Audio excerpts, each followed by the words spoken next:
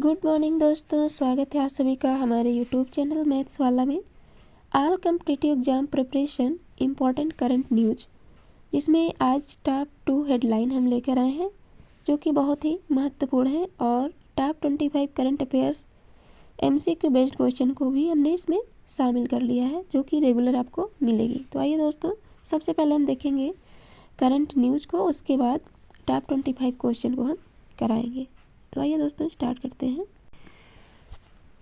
पहला न्यूज है राष्ट्रीय आतंकवाद विरोधी नीति प्रहार का अनावरण।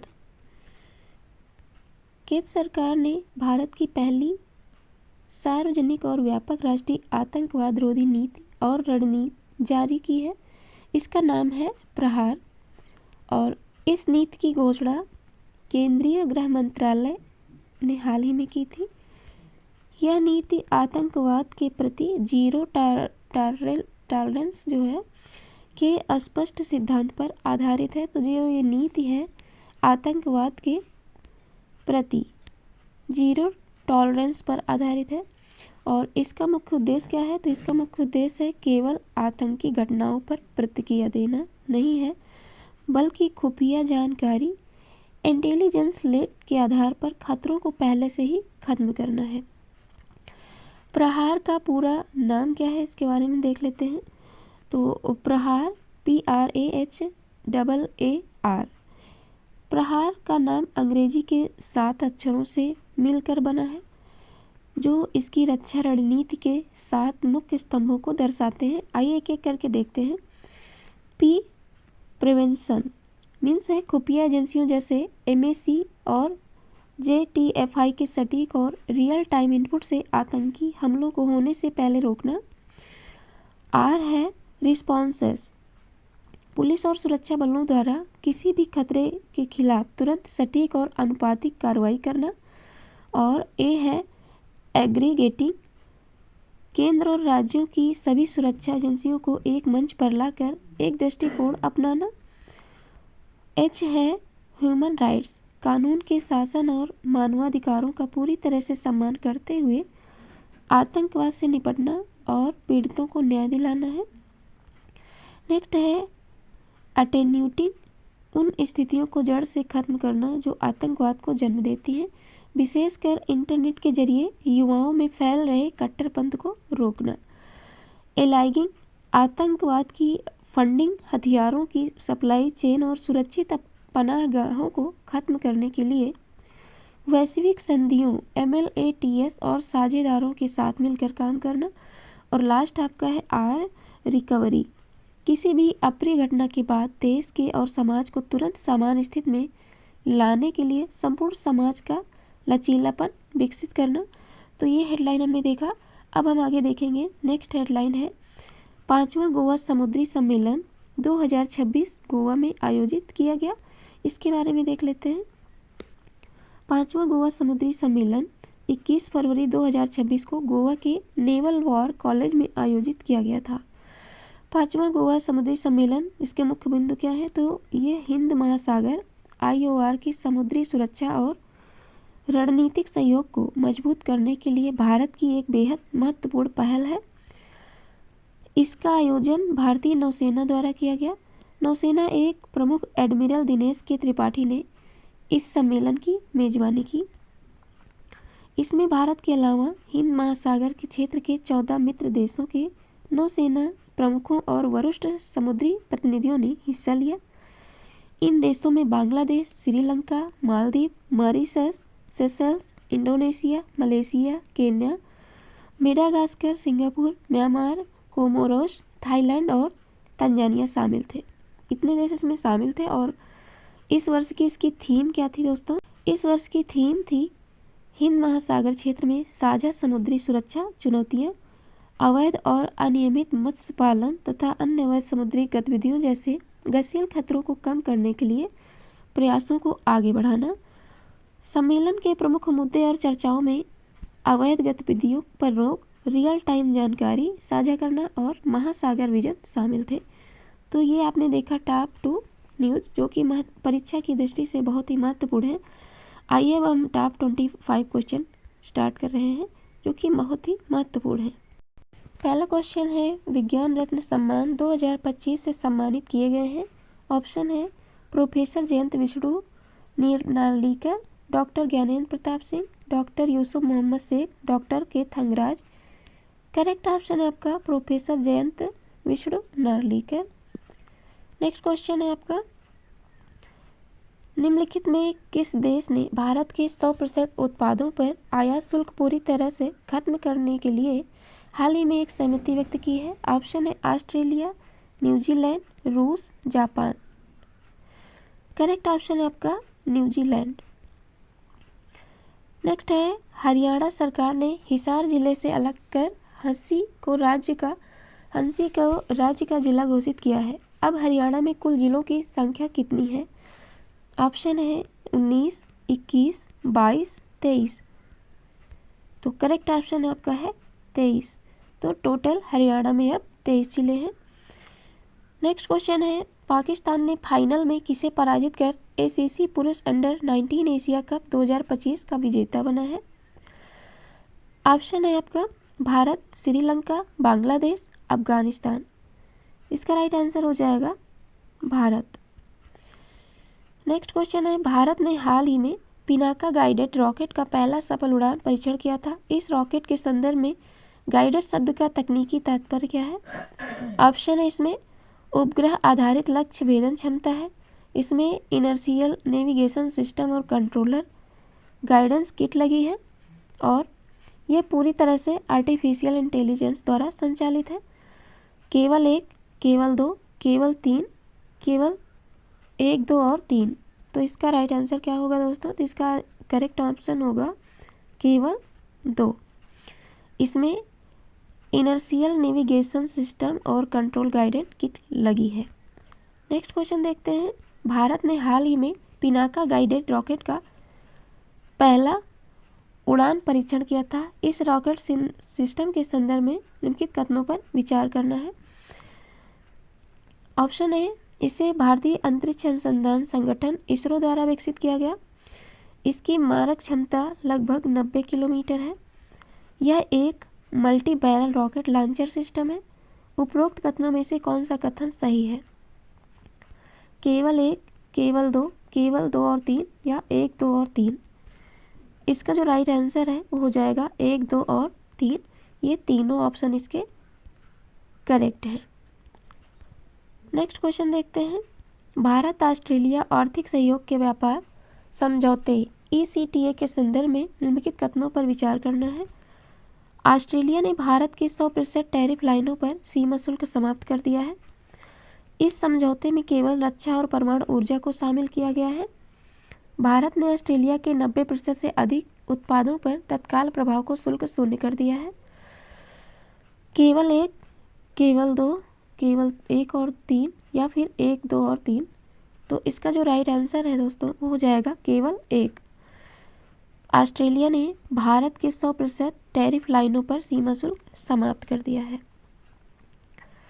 नेक्स्ट क्वेश्चन है, इंपॉर्टेंट क्वेश्चन है, राष्ट्रपति द्रौपदी मुर्मू ने हाल ही में किस नौसेना अड्डे पर भारतीय नौसेना की स्वदेशी कलवरी श्रेणी की पनडुब्बी INS वागसीर में यात्रा की है? ऑप्शन है कारवार, पोर्ट ब्लेयर, गोवा, कोलकाता। तो इसका जो राइट आंसर है वो हो जाएगा आपका कारवार। नेक्स्ट क्वेश्चन देखते हैं, साइबर वित्तीय अपराधों से निपटने के लिए हाल ही में जीरो FIR शुरू की गई है। इसका हेल्पलाइन नंबर है 2001, 1930, 1888, 1777। इसका जो राइट आंसर है वो हो जाएगा 1930। जीरो FIR के संदर्भ में कौन सा कथन सही है? यह केवल शारीरिक हिंसा के मामले में दर्ज की जा सकती है। इसे केवल उसी पुलिस स्टेशन में दर्ज किया जा सकता है जहां अपराध हुआ हो। यह साइबर वित्तीय अपराधों के लिए ऑनलाइन FIR दर्ज करने की एक सुविधा है। इसमें शिकायत दर्ज करने के बाद उसे वापस नहीं लिया जा सकता है। तो इसका जो राइट आंसर हो जाएगा, यह साइबर वित्तीय अपराधों के लिए एक ऑनलाइन FIR दर्ज करने की एक सुविधा है। नेक्स्ट क्वेश्चन है, गोवा में हाल ही में क्वेपेम को राज्य का तीसरा जिला घोषित किया गया है। इस जिले के गठन के संदर्भ में कौन सा कथन सत्य है? ऑप्शन है, यह मुख्य रूप से दक्षिण गोवा के जनजातीय और ग्रामीण क्षेत्रों में शासन की पहुंच को सुगम बनाएगा। यह कोंकण तट के अधिकार क्षेत्र में बदलाव करेगा। इसके गठन के बाद गोवा में विधानसभा सीटों का परिसीमन अनिवार्य हो जाएगा। केवल एक सही है, केवल दो सही है, एक और तीन सही है, या फिर एक दो तीन तीनों सही है। तो इसका जो राइट आंसर है केवल एक सही हो जाएगा। यह मुख्य रूप से दक्षिण गोवा के जनजातीय और ग्रामीण क्षेत्रों में शासन की पहुंच को सुगम बनाएगा। नेक्स्ट क्वेश्चन है, आर्थिक सर्वेक्षण 2025-26 के संदर्भ में निम्नलिखित कथनों पर विचार करें। वित्त वर्ष 2026-27 के लिए वास्तविक जीडीपी विकास दर 6.8% से 7.2% रहने का अनुमान है। भारतीय अर्थव्यवस्था 2028 तक $7 ट्रिलियन अर्थव्यवस्था बनने की राह पर है। निजी पूंजीगत व्यय में सुस्ती अभी भी चिंता का विषय है। ऑप्शन है, केवल एक और दो, दो और तीन, केवल एक, दो और तीन। तो इसका जो राइट आंसर है हो जाएगा केवल एक, इसका करेक्ट ऑप्शन है। वित्त वर्ष 2026-27 के लिए वास्तविक जीडीपी विकास दर 6.8 से 7.2% रहने का अनुमान है। नेक्स्ट क्वेश्चन देखते हैं। आरबीआई द्वारा जनवरी 2026 में जारी वित्तीय स्थिरता रिपोर्ट के अनुसार भारतीय बैंकों के सकल एनपीए अनुपात के बारे में क्या सत्य है? यह पिछले 10 वर्षों के उच्चतम स्तर 4.5% पर पहुंच गया है। यह गिरकर 2.8% के ऐतिहासिक निचले स्तर पर आ गया है। यह 3.2% पर स्थिर बना हुआ है। सार्वजनिक क्षेत्र के बैंकों का एनपीए निजी बैंकों से कम हो गया है। तो इसका जो राइट आंसर है हो जाएगा, यह गिरकर 2.8% के ऐतिहासिक निचले स्तर पर आ गया है। नेक्स्ट क्वेश्चन है, आरबीआई द्वारा जनवरी 2026 में जारी वित्तीय स्थिरता रिपोर्ट के अनुसार भारतीय बैंकों के सकल एनपीए अनुपात के बारे में क्या सत्य है? ऑप्शन है, यह पिछले 10 वर्षों के उच्चतम स्तर पर। तो ये रिपीटेड क्वेश्चन है, ऑलरेडी हो चुका है। नेक्स्ट क्वेश्चन देखते हैं। नेक्स्ट क्वेश्चन है, विंग्स इंडिया 2026 के एक संबंध में निम्नलिखित युग्मों पर विचार करना है। आयोजन स्थल बेंगलुरु, यह येलहंका एयरपोर्ट स्टेशन। दूसरा है थीम अमृतकाल में भारत को विश्व से जोड़ना। तीसरा है प्रमुख समझौता एयर इंडिया द्वारा 30 नए बोइंग विमानों का ऑर्डर। केवल एक और तीन सही है, केवल तीन सही है, केवल दो, या फिर एक और तीन, दो तीन तीनों सही है। तो इसका जो राइट आंसर है केवल दो सही है। थीम अमृतकाल में भारत को विश्व से जोड़ना, ये इसका राइट आंसर हो जाएगा। नेक्स्ट क्वेश्चन है, हाल ही में महाराष्ट्र की राजनीतिक में हुए ऐतिहासिक बदलाव के तहत सुनेत्रा पवार के शपथ ग्रहण के संबंध में संवैधानिक प्रावधानों पर विचार करना है। ऑप्शन है, संविधान में उप मुख्यमंत्री पद का उल्लेख अनुच्छेद 164 में किया गया। उन्हें राज्यपाल आचार्य देवव्रत ने पद और गोपनीयता की शपथ दिलाई। कौन सा कथन सत्य है ये बताना है। तो इसका राइट आंसर बताना है, केवल एक सही है, केवल दो सही है, एक और दो दोनों सही है, ना तो एक ना तो दो सही है। तो इसका राइट आंसर हो जाएगा केवल दो सही है। उन्हें राज्यपाल आचार्य देवव्रत ने पद और गोपनीयता की शपथ दिलाई। नेक्स्ट क्वेश्चन है, गुजरात के छारी डांड को रामसर स्थल घोषित करने के लिए किए जाने के बाद भारत में रामसर स्थलों के संदर्भ में क्या सही है? यह गुजरात का पहला रामसर स्थल है। यह मुख्य रूप से एक मैंग्रोव वन क्षेत्र है। यह विशेष रूप से प्रवासी पक्षियों के लिए एक मौसमी रेगिस्तानी आर्द्रभूमि है। या फिर इसके साथ भारत में रामसर स्थलों की संख्या 50 हो गई है। तो करेक्ट ऑप्शन इसका होगा, यह विशेष रूप से प्रवासी पक्षियों के लिए एक मौसमी रेगिस्तानी आर्द्र भूमि है। नेक्स्ट क्वेश्चन है, भारत और अमेरिका के बीच होने वाली क्रिटिकल मिनरल्स मिनिस्टीरियल बैठक का प्राथमिक उद्देश्य क्या है? चीन पर दुर्लभ पृथ्वी खनिजों के लिए निर्भरता कम करना, लिथियम और कोबाल्ट की आपूर्ति श्रृंखला को सुरक्षित करना, भारत को अमेरिका के मिनरल सिक्योरिटी पार्टनरशिप में से बाहर निकालना। केवल एक और दो, केवल 2 और 3 या 1, 2 और 3। इसका जो राइट आंसर है हो जाएगा 1, 2 और 3। इसके तीनों ऑप्शन आपके करेक्ट हो जाएंगे। नेक्स्ट क्वेश्चन देखते हैं। 10 वर्षों के अंतराल के बाद आयोजित भारत अरब लीग विदेश मंत्रियों की बैठक का आयोजन किस शहर में हुआ? इसमें किस मुद्दे पर विशेष जोर दिया गया?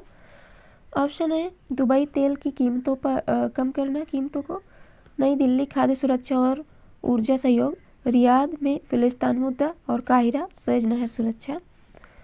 तो ये जो बैठक हुई थी नई दिल्ली में हुई थी और खाद्य सुरक्षा और ऊर्जा के सहयोग पर चर्चा हुई थी, इस मुद्दे पर बात हुई थी।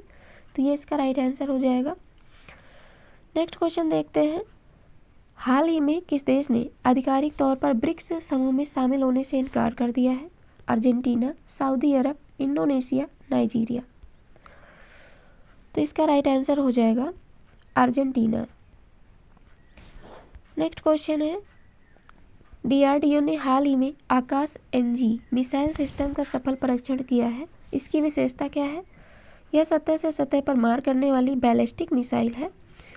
यह एक नई पीढ़ी की मिसाइल है जो उच्च गति वाले हवाई लक्ष्यों को भेज सकती है। यह पनडुब्बी से लॉन्च की जाने वाली क्रूज मिसाइल है और इसकी मारक क्षमता 5000 किलोमीटर है। तो इसका जो राइट आंसर है, यह एक नई पीढ़ी की मिसाइल है जो उच्च गति वाले हवाई लक्ष्यों को भेज सकती है। राइट आंसर हो जाएगा। नेक्स्ट क्वेश्चन है। इसरो ने हाल ही में अपने किस मिशन के लिए ह्यूमन रेटिंग सर्टिफिकेशन का अंतरिम चरण पूरा किया है? ऑप्शन है चंद्रयान 4, गगनयान, मंगलयान 2 और आदित्य L2। इसका जो राइट आंसर है हो जाएगा गगनयान। नेक्स्ट क्वेश्चन देखते हैं। हाल ही में भारतीय नौसेना में शामिल किए गए सर्वेक्षण पोत INS समुदायक के बारे में क्या सत्य है? ऑप्शन है यह एक परमाणु पनडुब्बी है। यह 4 सर्वेक्षण पोतों की श्रृंखला का पहला जहाज है। इसका निर्माण रूस के सहयोग से किया गया। यह केवल उथले पानी में ही काम कर सकता है। इसका जो राइट आंसर है ये हो जाएगा यह 4 सर्वेक्षण पोतों की श्रृंखला का पहला जहाज है। नेक्स्ट क्वेश्चन है। हाल ही में खेले गए ऑस्ट्रेलियन ओपन 2026 के महिला एकल फाइनल में इसके संबंध में कौन सा कथन सही है? एरिना सबालेंका ने अपना लगातार तीसरा खिताब जीता। एलिना रिबाकिना ये खिताब जीतने वाली कजाकिस्तान की पहली खिलाड़ी बनी। फाइनल मैच मेलबर्न की जगह सिडनी में खेला गया। इगा स्वितेक को सेमीफाइनल में हार का सामना करना पड़ा।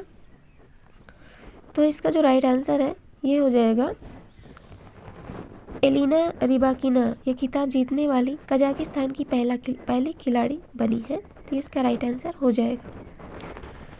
नेक्स्ट क्वेश्चन है। BCCI की वार्षिक पुरस्कारों में पॉली उमरीगर अवार्ड सर्वश्रेष्ठ अंतर्राष्ट्रीय क्रिकेटर किसे दिया गया? ऑप्शन है यशस्वी जायसवाल, शुभमन गिल, जसप्रीत बुमराह, विराट कोहली। इसका जो राइट आंसर है दोस्तों हो जाएगा जसप्रीत बुमराह को यह अवार्ड दिया गया। नेक्स्ट एंड लास्ट क्वेश्चन है। हाल ही में सुर्खियों में रही केन बेतवा लिंक परियोजना के कार्यान्वयन में आ रही मुख्य पर्यावरणीय चुनौती क्या है? कान्हा टाइगर रिजर्व का डूबना, पन्ना टाइगर रिजर्व के मुख्य क्षेत्र का जलमग्न होना और चंबल नदी का जल स्तर घटना या फिर बुंदेलखंड में बाढ़ का खतरा बढ़ जाना। इसका जो राइट आंसर है हो जाएगा पन्ना टाइगर रिजर्व के मुख्य क्षेत्र का जलमग्न होना।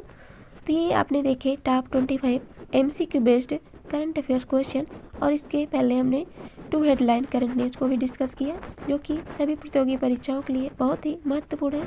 तो दोस्तों मिलेंगे नेक्स्ट वीडियो में। डेली 7 o'clock पे आपको ये करंट अफेयर्स की क्लास मिलती रहेगी। वीडियो पसंद आए तो लाइक करें, चैनल को सब्सक्राइब करें। Thanks for watching my video.